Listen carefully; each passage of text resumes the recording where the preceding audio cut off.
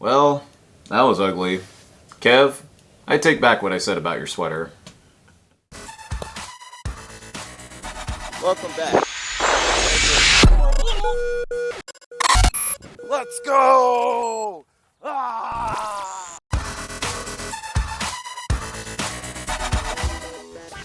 Yet another Thanksgiving dinner ruined by a poor game.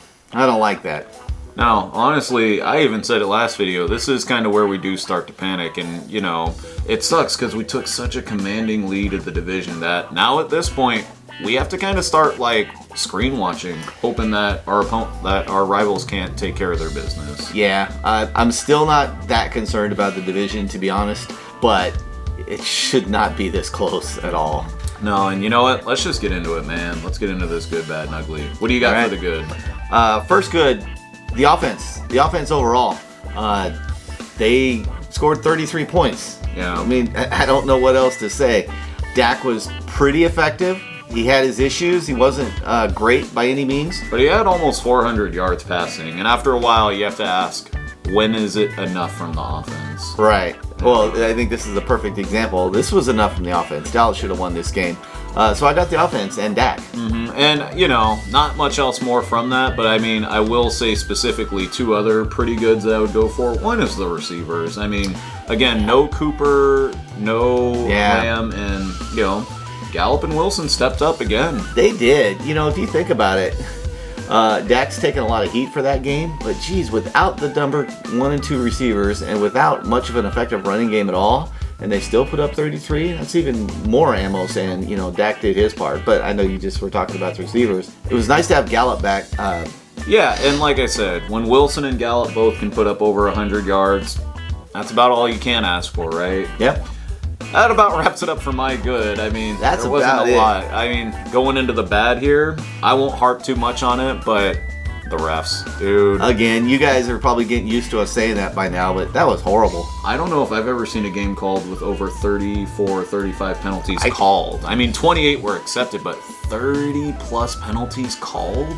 Yeah, that was, hey, look at us. It's Thanksgiving. We get to be on the camera a lot. I honestly think there was an element to that. I don't think there was some top secret agenda to screw Dallas. I've said that before, but it's just horrible refereeing.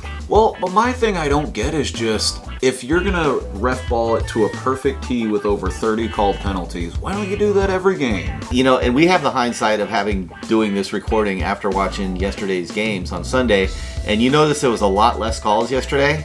You don't think Goodell made a call to the officiating office and said, hey guys, that was way out of line. We can't have that as a product on the field. And so the refs backed off because that was way out of hand. Again, at one point I'm like, dude, this isn't even a game. It's just referees like playing their own version of Madden. That was horrible. All right, anyway, let's go to next bad. I'm going to include the running game. You know, Pollard looked okay. Maybe part of it was they didn't run enough. Maybe they should have run more. And I've been saying that for a couple weeks now. But this game in particular, Zeke just looked horribly ineffective. I think he's probably hobbled a little bit. I think it probably is an injury affecting him, which, you know, bless him for trying to play through it, but... They have to see it, and I got a feeling that they're going to sit him for the Saints game, or at least bring his workload way down. And I think that's twofold. Number one, it's going to give him a lot more healthy because we got an extended little break after that. And two, we get a chance to see a lot of Pollard, and a lot of people have been clamoring to see him as the number one. Let's see what he looks like with that many more carries. And what would you say for this ugly here? I'll start out. The defense. Oh my God. And you know, it's not even so much the fact that we gave up over 30 points, but it's just for the pure fact that how in the world did Anthony Brown go from a seemingly okay to a decent starting corner to literally the worst cornerback performance I've ever watched in my whole life, Ed? He's actually been kind of on the up this year and starting to look like he kind of turned it around and was, you know, making good contributions week in and week out. But you're right, this game, he was just pure garbage. He was terrible. Dude, if I didn't love this team so much, I'd be pulling out my Stephen A. impersonator. No, see, I told you about Anthony Brown. Just when you think he's about to, he's going to let you down. Oh my God. It was disgusting, dude. Anthony Brown had a really rough night. Was also the victim of a couple of really ticky-tack calls. But how bad was he? I mean, I've heard a lot of talk about, and I'm petting my dog here. I don't know what he's doing down here, but come here, you. Oh. A lot of talk about do we start Kelvin Joseph? Do we bring him on board and let him, start participating? Why not? I mean, if we're going to get burned 3rd and 18 because our corner can't turn around, it might as well be a young guy who can hopefully learn from his mistakes and not a guy who's made it since he's been here. I have no problem with what you said, but my answer is maybe they see him enough in practice to know it would not really work at all. Maybe he's just that bad in practice. I don't know. That's all I can think of because they're starting Brown over him. There's got to be a reason. Again, worst cornerback performance I've seen in all my life. What else you got for ugly, man? Because that's... Well, every time it was 3rd and long, they just threw it to Brown's side. Why not? He'd either give it up or get a penalty. Dude, yeah, it was like a 50-50 chance. Might as well go for it. And before that last play in overtime, I even said that. It was 3rd and 18 thanks to a great play by another player that we'll talk about. And I said, why don't you just throw it deep to Brown's guy? And partially ugly is, I got to include this, how do you leave him on an island on 3rd and 18? Mm-hmm. With the performance that Anthony Brown had that night, Dan Quinn, what the hell are you doing? And I hate saying it, almost too much confidence in your own guys. Yeah, there's another ugly too. Again, another one of those Eddie guys I've been harping on. Old Greg the Leg Zerline. Again, another game, another 2 missed kicks. And I'll do you one even worse. I read an article that said at this point in his Cowboys career, he is a less accurate kicker than Brett Maher. Ooh, that's bad. He was horrible. And if he's horrible, he's horrible. Okay, he just can't do it anymore. What are they keeping him on for? What do they see in him that makes them want to trot him out over and over again and have him miss repeatedly like that? That's the second game where had he made his kicks, Dallas wins. 2 games, Bucks this game. I mean, you're paid to do a job. Just do your job. That's it. Just an extra point, Greg. You make that 1 extra point, Dallas wins. Mm-hmm. I mean, again, we lost by 3. He missed 2 kicks.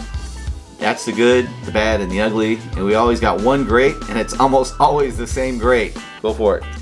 Well, I don't know who he's talking about, but I actually thought Tony Pollard was great. Oh! Yeah, guy had an amazing kickoff return, looking very dynamic. He honestly was what kept us in the game, because before that I was like, oh god, this is over, we're getting throttled, but he brought a lot of energy back into the game, and arguably was the key defining moment for us even hanging in That's there. a great point, because it was right on the brink of a blowout. They get another 3 and out, and the defense hadn't shown any ability to stop them, and then lo and behold, here comes Tony. That's a great point. Good one. Who'd you have? Micah, of course. The absolute stud, defensive rookie of the year.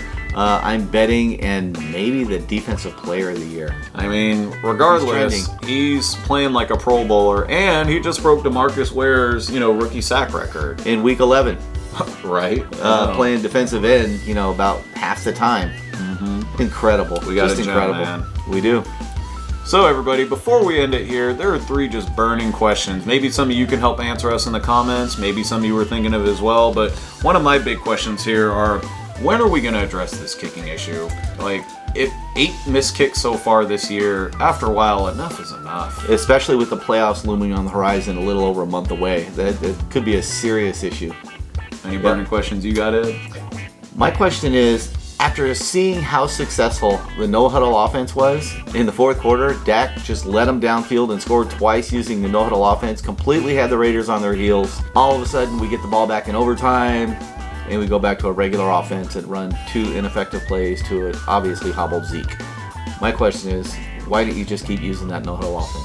Mm-hmm. And third, to summarize it all up, are the coaches going to make these adjustments that we need before playoff time?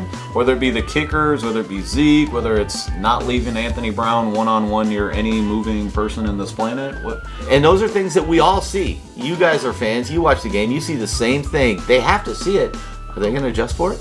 Who knows? But everybody, thank you so much. It's been a rough month, but you know what? I'm feeling good about December. Let us know what you think in the comments below. You see us making a good rebound? Are you also tired of Anthony Brown's crap? Let us know what you think. And hit that like button, because every time you do, an Eagles fan cries. All right, everybody. See you soon.